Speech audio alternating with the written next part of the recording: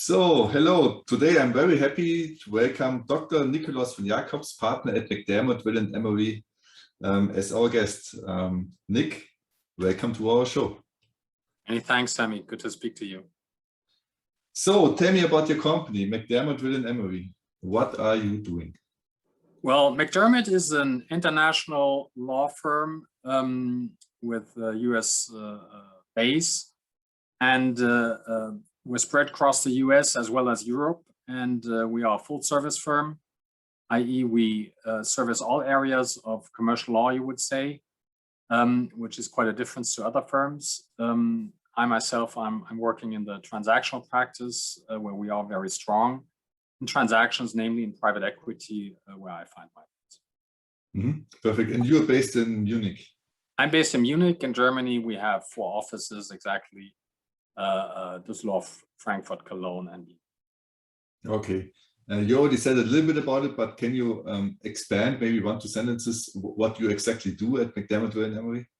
Well, I head our German private equity practice, and what we do there is basically, well, transactional legal work all around, transactions, i.e. with a specific private equity focus, which means we act a lot for financial sponsors, private equity funds, but also for sellers to private equity. That might be founders of growth companies or typical Mittelstand sellers, i.e. families or owners who sell their businesses. And we also advise management teams in the context of private equity transactions.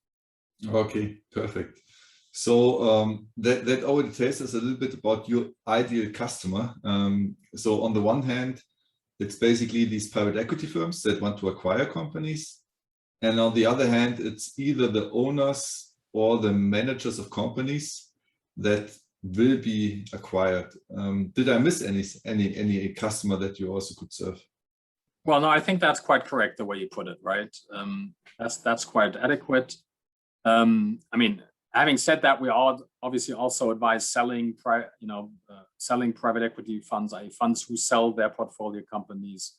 We also advise trade buyers and trade sellers in normal M&A transactions. But indeed, we have a certain focus on private equity. Okay, perfect. Which channels do you personally use to reach your target group?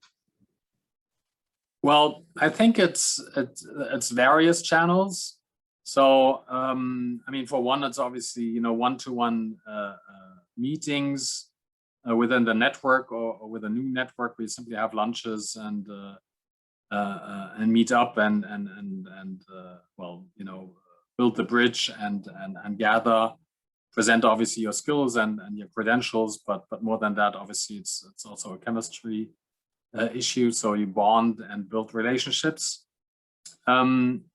Ahead of that, maybe, or in parallel, obviously, it's a lot also by presenting ourselves by means of conferences or in the COVID era by means of webinars, where basically we talk about specific issues, legal issues, setups, structures, which might be of interest to our clients and potential clients.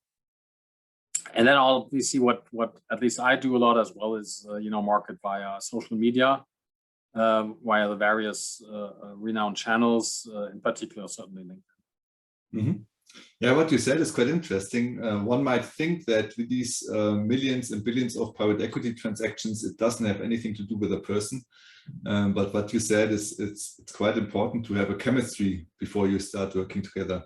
Which I personally find really fascinating because, I would have assumed that the higher the numbers, the more transactional it becomes, so to say. Yeah, the more process wise, maybe. Yeah, that's what one would think. And I think it's maybe fair to say the bigger the transactions, the more the process is really relevant and the more standardized in a certain manner it gets. But as regards sort of mid-cap, small-cap deals, and also Mittelstand, given the psychological background, I think personalities and chemistry really plays a major role and is decisive. So it's really important to well, to be able to, to have your skills on the psychological and soft skill level, so to say, in order to be able to meet those challenges. Yeah, that's why I find basically the field of law quite interesting. You have to be really good at all the stuff that a lawyer has to be good at, one might think, but on the other hand, you also have to be really good with people, because in the end, I mean, I heard it often that transactions fall apart in the last second, like even at the notary, someone just doesn't want to sign for whatever reason, and then poof, all the work is done. And you could have probably solved it if you would have been better in reading the people and finding common ground, also on a personal level. Well, yeah, I think it's indeed important to of course, you need the legal skills as a lawyer, and you have to have obviously a good relationship with your client who has to trust you and who relies on you. Plus, ideally, on the in addition to that, you also are able to liaise and bond with the other side, in an adequate manner in order to also build a certain, degree of trust and reliability. So, so the setup is such that, the other side might be, in an extreme case, might be less inclined to walk away simply because they do feel that there's a common ground on the basis of which a transaction can be possible. Yeah, you always deal with people. It's the same in sales. Yeah? You don't sell to a company, you sell to a person within the company. Right. And here it's exactly the same. Yeah, that's really cool. So lawyers and law firms typically, as far as I know, do not really market themselves actively, and are quite late adopters, I would say, when it comes to marketing and sales. Why do you think is this the case? Well, I think it probably comes from a certain tradition, and I mean, obviously, the legal sector, in terms of the law firms practicing law, is sort of an old school business where it's a lot of based on the standing and the character of a firm, of a law firm. And I think in those old days there was certainly a few renowned partners which created the firms and then created a brand to which then indeed clients came, given the branding and the renommee. I think that has changed over the last, I would say, 20 years quite heavily, given that law firms have changed their structure and strategy, working with more leverage, i.e. promoting less partners at the end of the day, which has led to an exit of many lawyers, i.e., they spread to other law firms. So there was more movement than in the older days, for sure. And I think that has somewhat also disrupted the, this standing of trust of the brands as such, i.e., people moved more, and by means of that, also relationships moved more, and it got more people focused again than it had been, I guess, in the last century. Somewhat.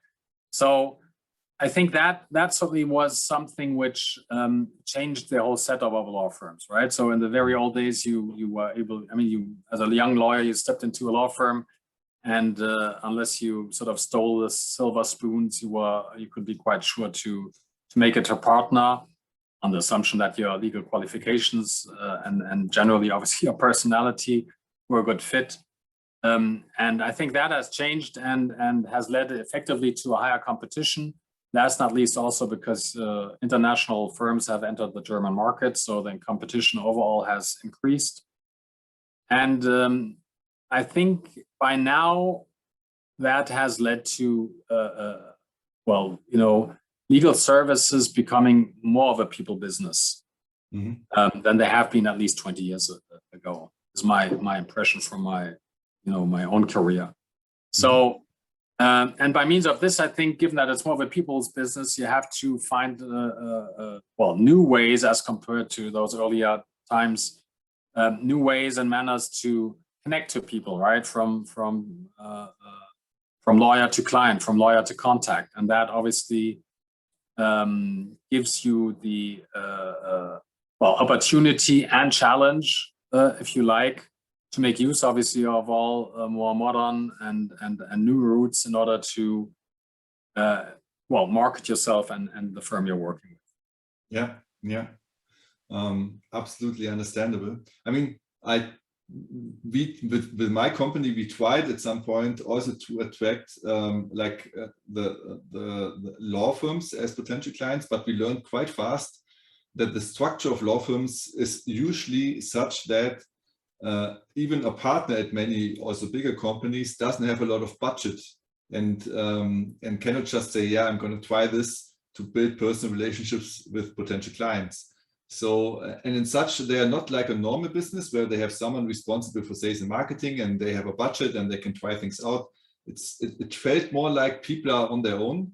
And it's more like, well, if you want something, you pick up the phone and you try to make your own market this way, a little bit more old school. So in this sense, you're quite unique. I can tell you in a sense that you think about how you can leverage new channels and new ways. And we're going to talk about one in a second. But yeah, it's definitely something where you can get an edge right now if you're a first mover or fast mover. Well, hopefully, yes. Yeah, I think you're probably right. As regards law firms, they might, I mean, by tradition, again, they're not that innovative, maybe. I mean, they market themselves differently. They do modern branding. They have, you know, state-of-the-art, fringe benefits and more flexible working hours, et cetera, et cetera. But as regards marketing itself, it might be a bit different, because maybe management still is sort of, you know, somewhat old school. And then it's probably more difficult also for marketing departments to convince management to invest in newer routes of marketing. And of course, I mean, maybe at the end of the day, not to forget, right? If you look at law firms, I mean, basically every lawyer is should market himself or should be supported to market himself by the firm, i.e., yes, of course, you have a major driver there in terms of costs, right? Because you have you have a multiplier being the number of lawyers which you spend on marketing each lawyer. I mean, over exaggerate. Of course, you will market teams, you will market areas, you will market branding, but it comes together with that you have to market people, right? So. Yes. And help people to market themselves because it's a people's business again, right? So I think there are indeed quite a few challenges for law firms to be successful in that area. Yeah, quite interesting and unique. What do you personally do to get in touch with potential clients? Well, yes, as mentioned, I mean, obviously it's meeting the right touch points. Having the right touch points to meet people out of the industry, and that basically obviously works by organizing events of your own, right, in-house by webinars, and then doing your follow-ups, meeting up with your network, and further building the network also by going to relevant industry outer conferences. Mm-hmm. And last not least, again, you know, doing some sort of proactive call it marketing, but reaching out via social media. So that makes sense. Yeah. So the one thing is you can go to conferences. The totally other thing is to build your own conference, and that is what you did. You basically built your own conference called MuMAC, MuMAC, which is quite big now and renowned in Germany or the German-speaking market. Can you tell us a little bit about the focus of MuMAC? So who is it for, and how big it was, for example, last year? Right. Yeah, happy to do so. MuMAC stands for Munich M&A Conference, and the original idea behind it was to build a cross-border M&A conference, which is what we as a firm obviously stand for, doing transactions. But that are on an international level, as opposed to pure German firms, for example. So that was the beginning, and my dear partner Christian von Sydow started that some 11 years ago. It started very small. It was in our conference rooms. I think the first conference had some 30 participants, maybe with I don't know how many panels, but probably 2, 3, 4 panels. And then after that, the whole gang, so to say, the attendees and the panelists all went to the Oktoberfest to basically finish the day on the Oktoberfest. And that has developed quite a lot over the years. When I joined some 7.5 years ago or so, I sort of gave it a bit of a more private equity spin, so to say. And by now we have, pre-COVID, I think the last conference we had around, I think, 400 participants. We by now do it in the Bayerische Hof, which is a nice hotel in the midst of Munich. And again, together with the panelists and sponsors, we go to the Oktoberfest afterwards with some 60, 70 people. Mm-hmm. And it's, I believe, from what I hear, it's indeed renowned and well accepted and perceived in the industry. What might be special about it? I mean, for one, it's a completely non-legal conference, right? So we, and that this is something, which is at first sight maybe a bit unusual, is that we as lawyers do not do a legal conference, but we do a non-legal conference, simply with the aim and the background to offer a platform, right? The whole conference basically is a networking event. It's a networking event in the industry, i.e. in the private equity, M&A, transactional industry.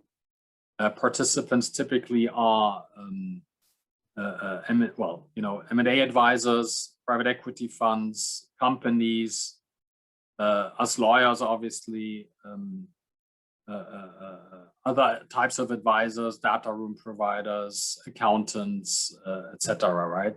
So I think it's basically the conference has successfully developed into sort of a melting pot where people meet, and that might be the second piece which makes it successful, is that it's basically sort of a privately organized conference, right? So it's a non-profit conference. The whole idea is only to go out, break even, and purely build a platform and a networking event. And I think that is also appreciated and enabled by our sponsors, which sponsor the conference. Mostly, again, it's the same type of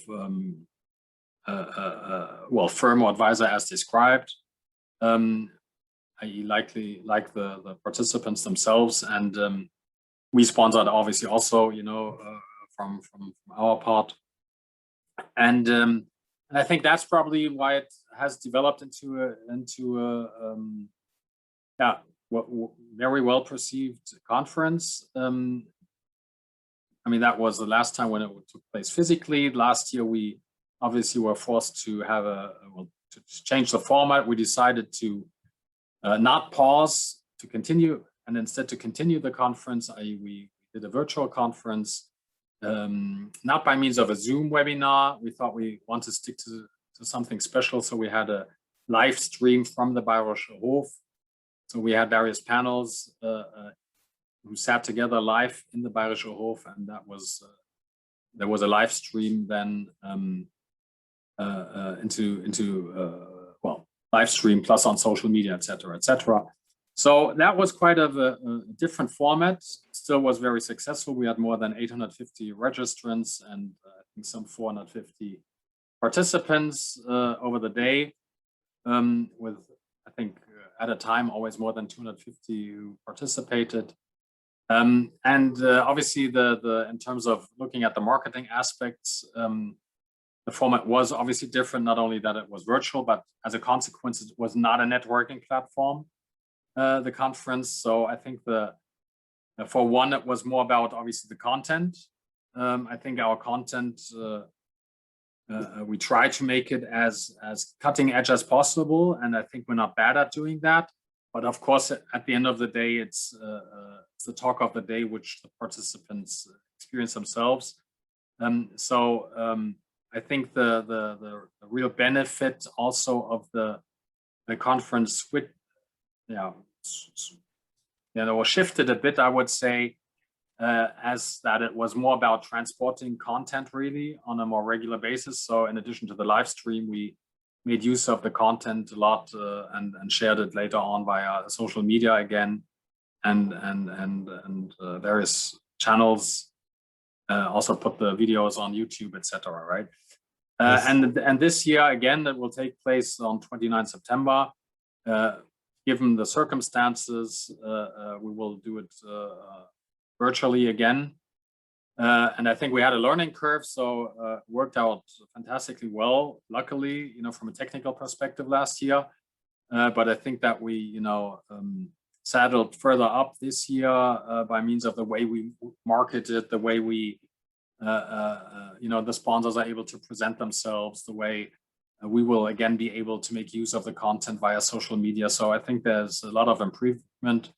And I'm very happy that we did not pause with the MuMAC, but that we took the challenge and explored new ways to configure the conference. And I think what we will see next year, when everything will be back to physical again, we will do a dual track model for sure, i.e. physically as well as virtually. And I think that we will be able to make the benefits of the conference increase for all participants tremendously, given that we have all the marketing tools and means via social media, etc. Right? So I'm looking forward to it. Looking forward to this year. We have a fantastic keynote speaker, Janina Kugel. We have great panelists. So I'm looking forward to the event. So that's really something that you did there, and you did a lot of things, maybe intuitively, or maybe you intentionally did them really, really good. And some big companies are struggling with this. And let me deconstruct a little bit what I heard.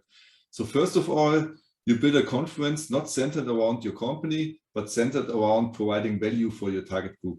Also, the speaker should provide value to the target group, and it's not only for lawyers, but for the people who could basically hire you. And these are not always lawyers.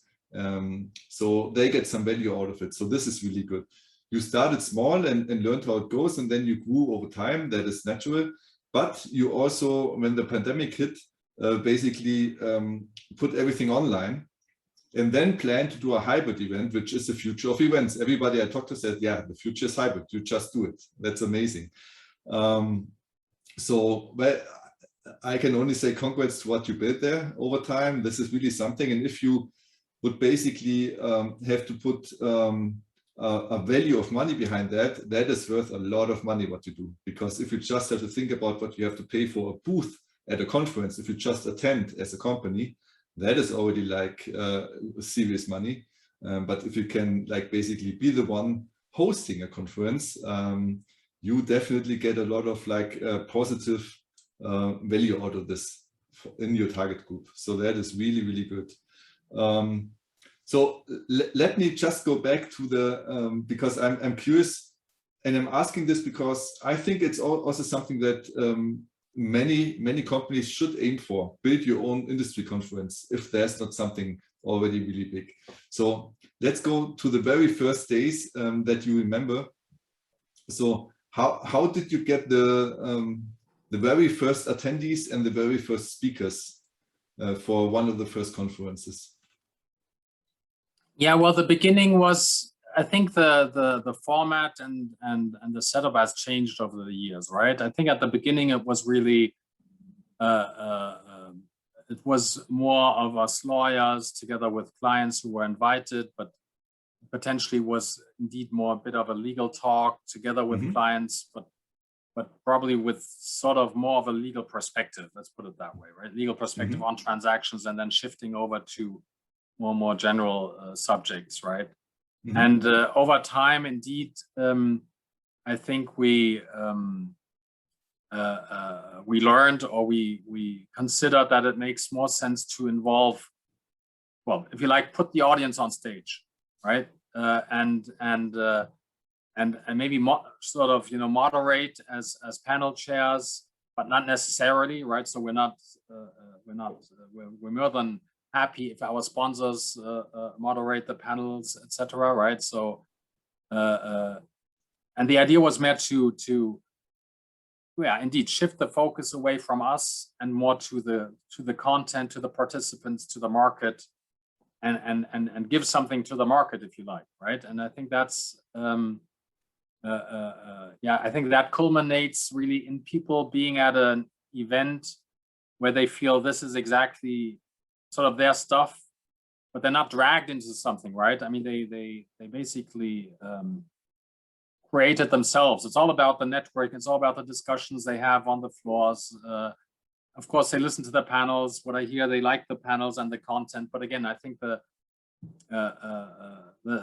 main value as such for the participants is really meeting up and exchanging ideas and getting something out for themselves by meeting a few more contacts which they have not known, meeting a lot of people they don't meet in other areas or in other events, right? So I think given that we have a bit of a very broad approach, and the only joint link really are the transactions, right? So we do panels on healthcare, on tech, on restructuring, on US cross-border, on Asia cross-border, etc. So it's a pretty mixed bag actually, right? With one glue, which is the transaction, and that so what we hear, so that for instance finance, finance people say, oh yeah, I always go to the finance conferences, but I never meet my old former colleagues who now are in tech, but here I meet them because this conference covers both areas. Yes. And I think that sort of is a bit part of the success, and that gives it also sort of a half personal private fireside character, because people it's not only about a specific industry, it's not only about a specific sector, it's really about meeting people, and that on a somewhat generic, always transactional focus, but having said that, on a somewhat generic basis. Yeah, no, that's wonderful, and it really works. I can tell you. I mean, I see it in conferences that I really like. For example, for startups, it's a Bits and Pretzels conference here in Munich, one of the biggest, I think, or even the biggest in Europe. Right. And it's all about meeting people, and everything else is nice, but in the end, yeah, it's nice that Obama is a speaker. It's nice that some other really important or interesting people speak. But in the end, what do you take away from it? It's the new connections that you build, or the former people that you know, former colleagues, or whoever you might meet by chance there. So I absolutely get what you built there. It's really, really powerful. So you grew it from 30 people, and what you did, and this is something that's really entrepreneurial, so to say. You didn't stick to it has to be for lawyers. You listened to the participants, you had your own ideas, and you switched focus over time so that it's more appealing to your target group. So that's quite interesting. So, but you have to start somewhere. So it's fine that you start with something and then iterate over time. So that's a good learning to take away from how you build it towards this huge success that it is right now. At what point did you start to get the first sponsors on board? Was it from the very beginning, or did you do it later on? Well, it was not from the very beginning, because at the beginning it was was in-house, it was in our conference rooms, and then we sponsored basically, obviously, the Oktoberfest, right? So once it grew bigger and we started going to the Bayerischer Hof, which simply involved more costs, it obviously made sense to involve further sponsors in addition to McDermott, right?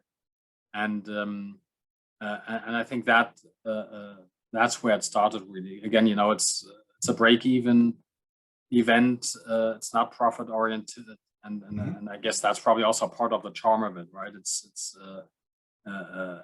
really, obviously, we try to collect what we need in order to make it successful, and improve it here and there where we see room for improvement. and that has worked, I believe, and I hope quite well so far. And that's where sponsorships came on board. Okay, I know that last year, correct me if I recall it wrong, the conference was for free for attendees because it was online. Right. But before that, what would you have to pay if you want to attend? Oh, I don't even recall the exact prices, but I think it was about Roughly. 300 euro or something. Yeah. Mm-hmm. So obviously it was with soft drinks and coffee throughout the day, lunch, very nice lunch in the Bayerischer Hof. So again, I mean, you see that it's a privately organized conference, which is not meant to make profit, right? So it's high standard for sure, perfect standard, but it's something totally different as compared with professionally organized conferences, which simply are meant to make money, right? Yeah, absolutely. It's cheap, huh? 300 euros is cheap compared to what you have to pay at conferences, yeah? Yeah, right. Nobody's meant to make money. It's really about,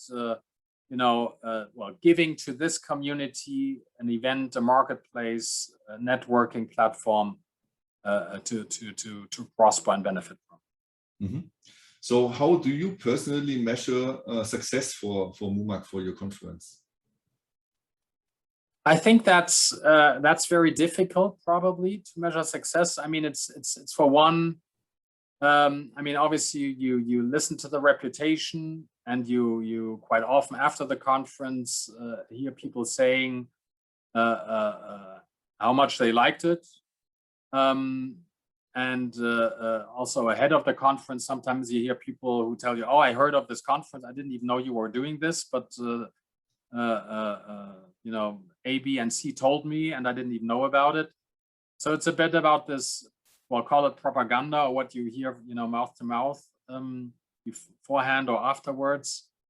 Well, then, of course, for sure, ideally, we would measure it by also, getting in touch with existing clients, or also new clients, which turn into clients after the conference. But it's very difficult to measure, obviously, because often they are contacts already. So is it really the conference which gives a push to a specific transaction which comes its way? I think it's difficult to tell and difficult to measure. I would probably say it's more measurable by means of its obviously a soft criteria, by means of its standing, its reputation, and what people tell about the conference. And then maybe at some point in time, that's something we're working on. In terms of social media, you will maybe also be able to take something from the clicks or the reach you have via social media. But again, given that it's a lot about networking, maybe that will never be the decisive KPI, if you like, to measure it. Mm-hmm. So, but I would assume that the bigger the conference, the better. So number of attendees is maybe a good also measure of how you can grow it over time. Well, maybe yes, but also maybe no. I mean, for whatever reason, the number of participants is not steadily growing in the physical conferences, right? And it's somewhat difficult to tell why, but I think from its nature, the conference probably might be less successful if it grows too big, right? Because you lose the personal touch and this sort of private character, right? So I could imagine that there might be some natural size which might not go beyond, I don't know, maybe say 500 or something. I could imagine, right? Because at some point in time, you lose this direct and this psychological direct involvement, direct exposure to people, which you see more often a day and bump into each other. If it's too big, you might lose sight and feel somewhat anonymous and have less of this glue, which is I think a piece of the success of the conference. Yeah, absolutely understandable. And in the end, what you say is, like if you translate it in marketing terms, it's basically for brand awareness what you're doing. So people see you, get to know you, are happy that you create this conference with your colleague. And it's not about bottom of funnel in a marketing sense. I directly have 5 new customers out of this conference. And that you cannot directly attribute someone who saw you somewhere, like for example, or attended the conference and say, yeah, and 20% of this deal came from this conference. That's also clear. But that it makes sense to do something like this, I think everybody should already get it by now, especially as well, it's not for profit, so you don't make money, but you also don't lose money. I mean, you invest time, of course, yeah, and own resources, but given the reach that you create in your target market, that is like finite. It's not like 10,000s of people that you have in the German-speaking region that could be your potential clients. I mean, it's a lower thousands number, I would assume.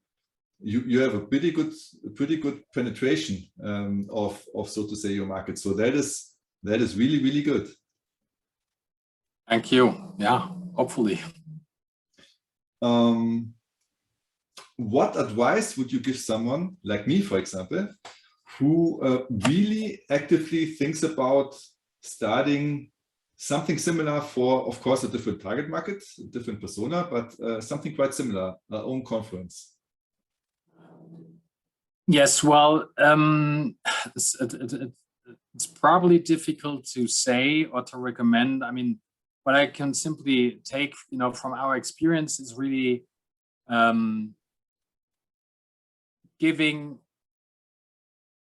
basically giving your client base or your contact base or your potential client base,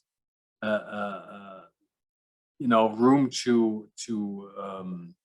to express themselves, so to say, right? So really, I think, bringing your audience on stage and letting them, giving them the opportunity to talk themselves on the basis of panels to the audience. And I think that is really like creating something like a personal atmosphere where, people from the same industry hear each other talk and can jointly share an experience and ideas and lookouts, right? So I think that sort of is the trick, and on that basis, that probably applies to every sector. Mm-hmm. Yeah. Let's see where we are standing in 1 or 2 years with our first baby steps. One thing where I think it could be some step at some point for a conference like you have one is to take it one step further and think about building a community that also can get in touch with one another throughout the year. So not only at the conference, but also beyond the conference. And there are several ways on how you could do it, but I heard it, for example, from Rob Gonzalez, who is the Chief Marketing Officer of Salesify, so a really, really fast-growing company out of Silicon Valley, who was our guest. And he also says, well, he thinks the future of marketing is community, because you don't have to acquire share of whatever tool you use, LinkedIn, Facebook, or wherever you want to post something. If you have a community where people already are engaged and get value out of it, you're always kind of top of mind for them. So having a community is like the key, and starting it with a conference is, I think, a really good way. And it's not easy, but I think if you can manage to translate it to something where people continuously engage and always see the value that you provide, that is like gold in the end. Yeah. That's interesting. It's interesting. And I like the idea of having, sort of a standby conference, if you like, in terms of having this simply existing community, not only at the occasion of a specific conference, but simply having it and nurturing it.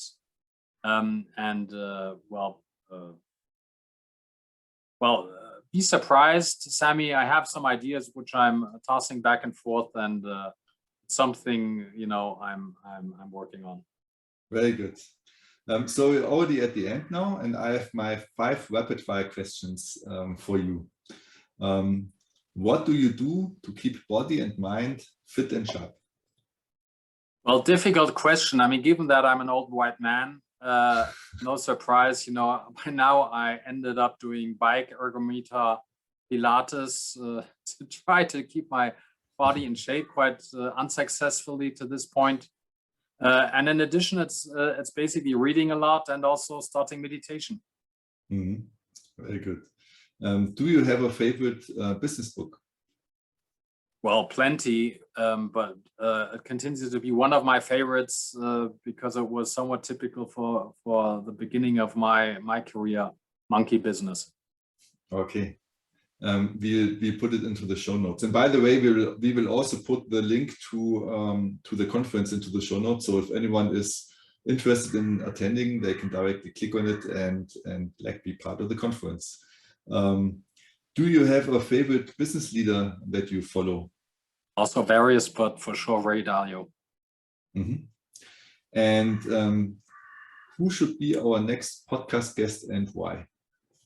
Well, I would recommend Verena Pauster, and she's a great person, and she's fantastic at having a different perspective of how business and companies should be run and might be run, and has plenty of potential. I wish her all success, and would be great to see her on your podcast.